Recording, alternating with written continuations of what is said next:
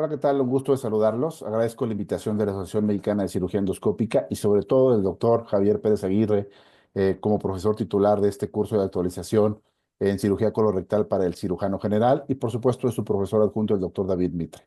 Durante los siguientes minutos vamos a poder platicar al respecto de qué hacer cuando el reporte histopatológico nos reportan un pólipo maligno. No tengo algún conflicto de interés directamente que reportar para esta plática. Voy a empezar con dos casos clínicos. Este en un hombre de la séptima década de la vida o de 60 años, hipertenso, con intolerancia a los carbohidratos, deprimido, con pérdida de peso y hematoquesia, en donde hacemos una colonoscopia en junio del año pasado, encontrando un pólipo a 30 centímetros del margen anal, París 01P, aproximadamente 3 centímetros, QO2 NICE 2. Hacemos una polipectomía y el resultado es de un adenocarcinoma poco diferenciado con células en el anillo de sello en el contexto o sobre un pólipo hiperplásico, un resultado bastante poco frecuente. Y una mujer de 62 años con un EBC isquémico, hipertensa, con hígado graso y que usa clopidogrel como profilaxis de CEBC, que inicia con hematoquesia. Hacemos una colonoscopia en noviembre del año pasado, encontrando un pólipo a 20 centímetros del margen anal, París 01P, QDO2 NICE 2, y en donde nos reportan un carcinoma intramucoso, es decir, un T0. ¿Qué hacer en este escenario? Lo primero que hay que definir y diferenciar es un pólipo maligno, que es aquel que en donde las células atípicas o displásicas han atravesado la muscular de la mucosa y han invadido la submucosa. Y estrictamente esto corresponde a un T1 de la clasificación TNM. Y esto hay que diferenciarlo de un pólipo con displasia de alto grado o un carcinoma in situ o un carcinoma intramucoso en donde las células atípicas permanecen en la mucosa y por lo tanto no tienen capacidad de dar metástasis linfáticas, siendo muy estrictos en este sentido. Por lo tanto, la mayoría de estos diagnósticos, desgraciadamente, son fortuitos y nos sorprenden. Y no debería ser así. La incidencia de un carcinoma invasor en los pólipos colorectales extirpados varía de un 2 a un 12%. La mayoría de estas lesiones se van a encontrar en el colon sigmoide y en el recto, y la mayoría de las veces es un error de juicio por parte de nosotros los que realizamos la colonoscopía y la polipectomía. Y para poder prevenir esta situación, deberíamos de emplear a conciencia y perfeccionar nuestras colonoscopías, poder evaluar perfectamente los pólipos con la clasificación de París, con la clasificación de Curo. Por supuesto, ya el mismo tamaño del pólipo nos habla del riesgo que podría tener una lesión con respecto a la presencia de un foco de carcinoma invasor. Y creo yo que la clasificación actualmente más sencilla es la de NIS. Por lo tanto, si tenemos una lesión 3L, 4, 5 de CUD y tenemos un NIS 3, deberíamos de tomar las precauciones apropiadas para que no nos sorprenda un diagnóstico de un carcinoma invasor en nuestros productos de polipectomía. Las implicaciones oncológicas que tienen esto es que la probabilidad de metástasis ganglionares puede oscilar en este escenario clínico del 2 al 28%. Por lo tanto, podríamos vernos en la cuestión de preguntar si nuestro paciente amerita una colectomía formal. En primera instancia, pregúntense si la tolera su paciente. Si no la hacen, simplifíquense la vida y se acabó esta historia. Pero si sí es capaz de tolerar una colectomía, realmente la requiere.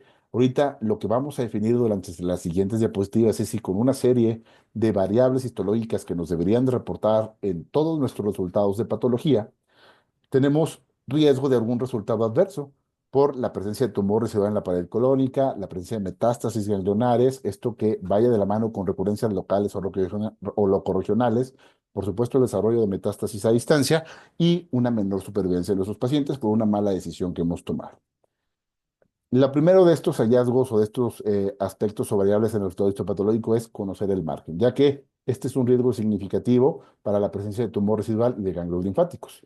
De manera estandarizada, deseamos que el tumor sea por lo menos igual o mayor a 1 milímetro de nuestro margen. Y el pólipo maligno resecado en porciones dificulta siempre la evaluación de dicho margen, por lo tanto, siempre deberíamos de considerarla como comprometido. Aunque algo que se puede hacer en este escenario es volver a entrar y resecar o el tallo o el sitio de polipectomía tratando de obtener un margen.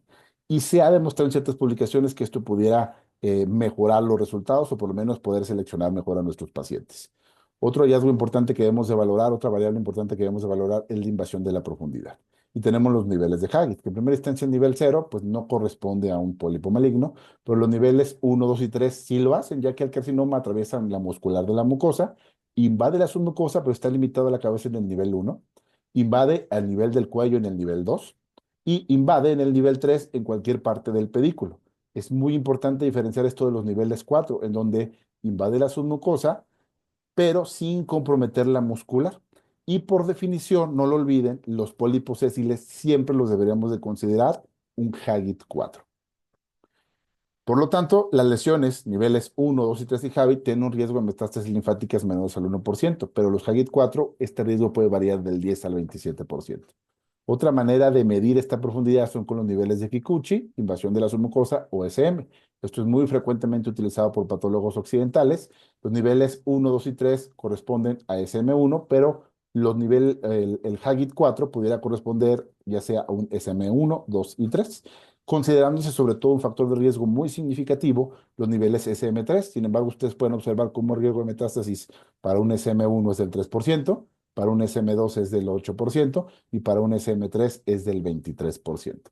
Otra forma de medir la profundidad es con el empleo de un micrómetro. Esto se utiliza frecuentemente en Japón y se consideran bajo riesgo en aquellas lesiones que tienen una profundidad menor de 3.000 micrómetros o 3 milímetros para las lesiones pediculadas y menor de 1.000 micrómetros o 1 milímetro para las lesiones sésiles. Entonces, si contamos con un margen libre o si nuestros pacientes solamente están afectados en niveles 1, 2 y 3 o Hagit o máximo en un SM1, quizá estos pacientes con esto tengamos una adecuada polipectomía y tratamiento oncológico, pero siempre tenemos que ir de la mano con poder orientar de manera apropiada la pieza para facilitarle a nuestro patólogo la evaluación de estos aspectos. Y si no fuera el caso y tenemos más factores de riesgo, también nos llevaríamos a tomar alguna decisión de ser más agresivos. Aquí ustedes pueden observar cómo la inflamación linfovascular, cuando está presente, representa un riesgo de 30.7% de metástasis linfáticas.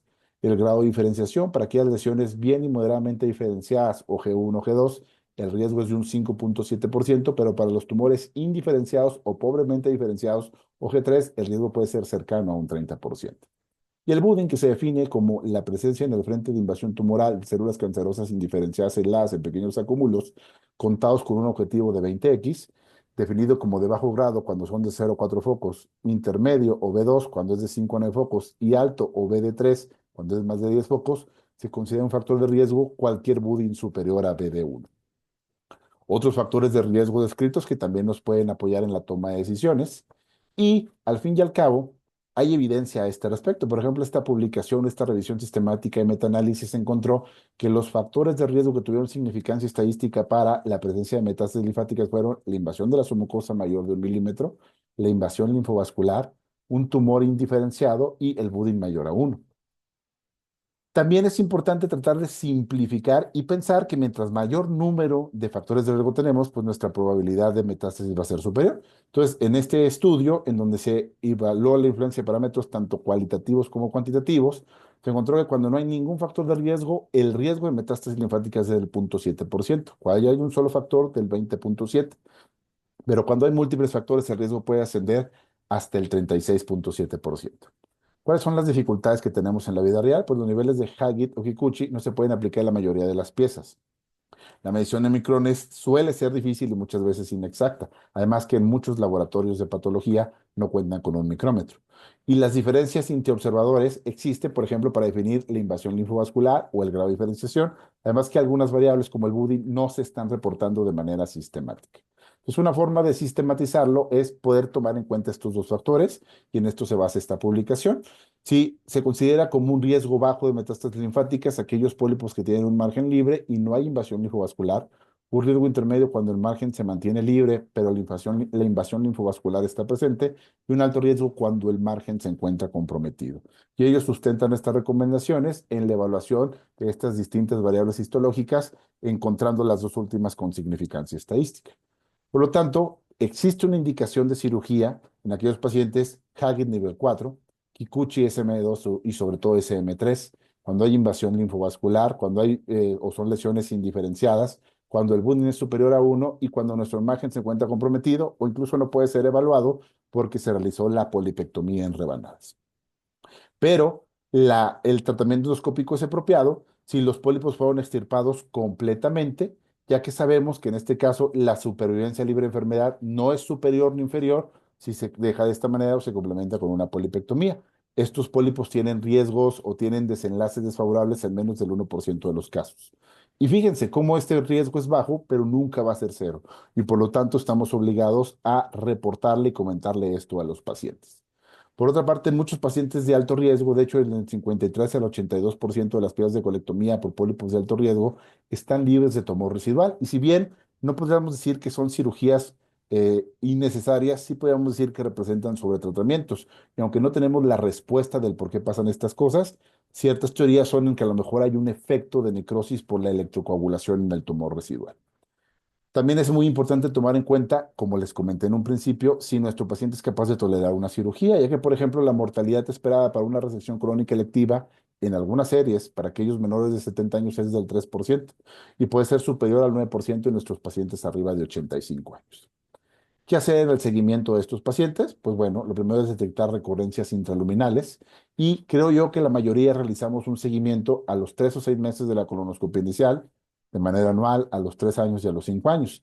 Aunque existen ciertas publicaciones donde se reporta si el tumor se hizo en rebanadas, mucho ojo, yo creo que esto no se debería hacer, pero algunos autores dicen que si el tumor se resecó en rebanadas, se podría repetir una colonoscopia entre 1 a 3 meses, o si se hizo una polipectomía completa entre 3 a 6 meses y estarla repitiendo por este lapso de tiempo por 2 años.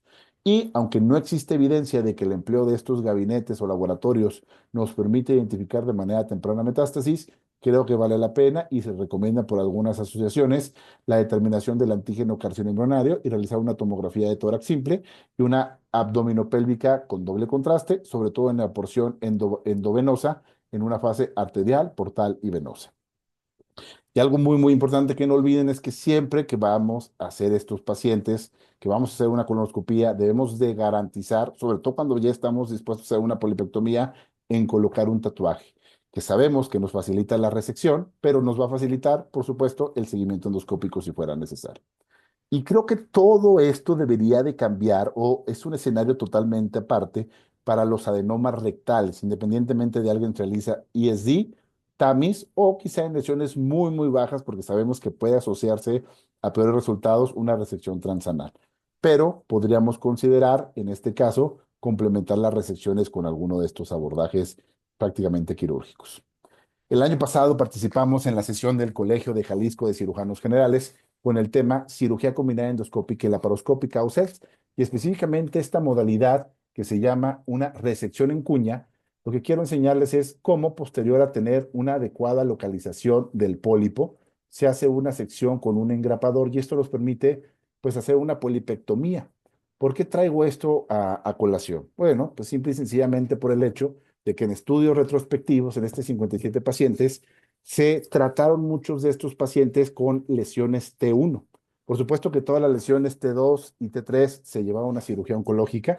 Por supuesto que algunas de estas piezas se encontraron con factores de riesgo para invasión linfática, como lesiones SM2, SM3, pero en aquellos pacientes que se encontraron tumores más de T1 o con algún factor de riesgo de metástasis linfática adicional, se llevó una colectomía formal. Y esta maniobra de tratamiento salvó a un grupo importante de una resección oncológica, pero no comprometió el resultado o no se asoció a una mayor morbilidad si previamente se utilizó una resección en cuña endoscópica o laparoendoscópica.